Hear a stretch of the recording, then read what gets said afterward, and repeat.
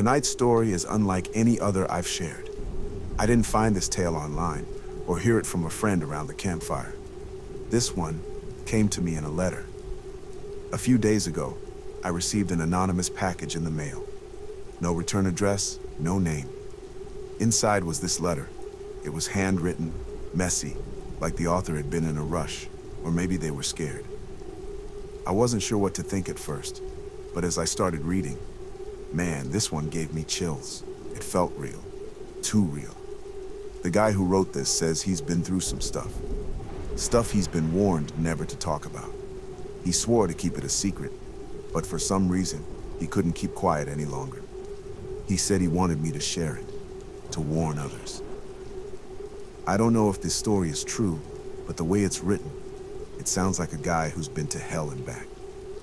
So, grab a seat and listen close, because after this, you might think twice about hiking in places you don't understand. I don't even know why I'm doing this, man. I swore I wouldn't talk about it, but I can't keep this to myself. The truth has to get out. I'm staying anonymous for a reason, so if you're listening to this, just be careful. Don't go messing around in places you don't belong, especially if you're thinking of hiking in the Swiss Alps. I've hiked all over the US, done some pretty wild trails, but nothing like what I experienced last year in Switzerland. It started out like any other adventure. Me, solo, backpacking through Europe, hitting up trails I'd read about online. I thought I was prepared. I wasn't. I checked into this little hotel in a village at the base of the mountains. The kind of place where no one speaks English unless they absolutely have to. I liked that. Made me feel like I was really somewhere off the beaten path. I wanted quiet. I wanted isolation. That first day, everything felt perfect. Clear skies, crisp air, the Alps towering over me like they were daring me to climb them. I remember standing at the trailhead, just looking up at those mountains. It's like they were pulling me in, making me feel small but alive at the same time. I'd planned to hike for 2 days, camp out, and come back. Easy enough, right? The first day was smooth. I followed the marked trails, took my time, snapped some photos, and enjoyed the silence. There wasn't a soul out there. It was just me and the mountains. Or so I thought. That night, I set up camp in a small clearing. Nothing fancy. Just me, my tent, and the sound of the wind. But as soon as the sun dipped behind the mountains, the atmosphere changed. The air felt thicker, like it was pressing down on me. And then there was this sound. It started as a low growl. At first, I thought maybe it was the wind picking up, but no, this was different. It was deep, guttural, and it was getting closer. I turned off my headlamp and just sat there, dead still, listening. That's when I saw the eyes. They were just outside the tree line, glowing, reflecting off what little moonlight there was. Too low to the ground to be a wolf, but too damn big to be any kind of normal animal. I told myself it was my imagination, that I was just spooked by the isolation. But then I heard the rustling, branches snapping. Something was out there, multiple somethings. I didn't wait to find out what they were. I grabbed my pack, tossed my tent in there as quick as I could, and I ran.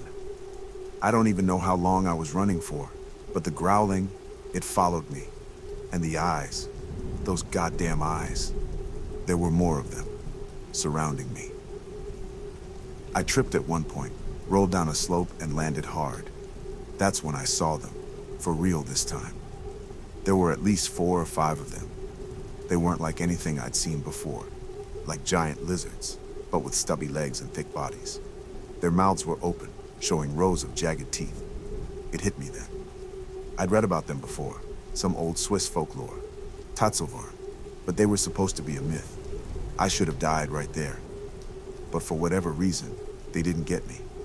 They just circled, growling, hissing, like they were toying with me.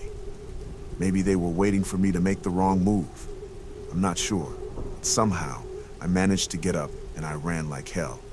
Dirt, barely able to breathe. I must have looked like a madman stumbling through the door. The staff just stared at me. I locked myself in my room, trying to process what happened. I didn't tell anyone. Who would believe me? That evening, When I thought I was safe, there was a knock on the door. It wasn't the staff. It wasn't a friendly visit. They were dressed in plain clothes, but you could tell they were no regular guys. They flashed some kind of ID, Swiss intelligence or something. I didn't get a good look before they grabbed me. They didn't ask me any questions. They didn't need to. They knew. They took me to some basement. I don't know where, but it felt like I was in some kind of government building. They didn't care about me. They cared about what I saw. They strapped me down, beat the hell out of me, asking me over and over what I saw out there. It was like they wanted to make sure I didn't say a word about the Tatzelwurm. I swore I wouldn't tell anyone, that I didn't see anything. I mean, who would believe me anyway? They made sure I knew what would happen if I talked. They made it real clear that this was bigger than just some fairy tale. This was their secret, their problem, and I wasn't going to be the one to expose it. After what felt like hours, they let me go. I stumbled back to my hotel, packed my stuff, and got the hell out of there. So why am I telling you this now? Because I can't keep it inside anymore. Someone has to know. If you ever think about hiking in the Swiss Alps, just don't. There's stuff out there, stuff you can't explain. And trust me, the people in charge, they'll do whatever it takes to keep it quiet. Maybe they'll find me after this.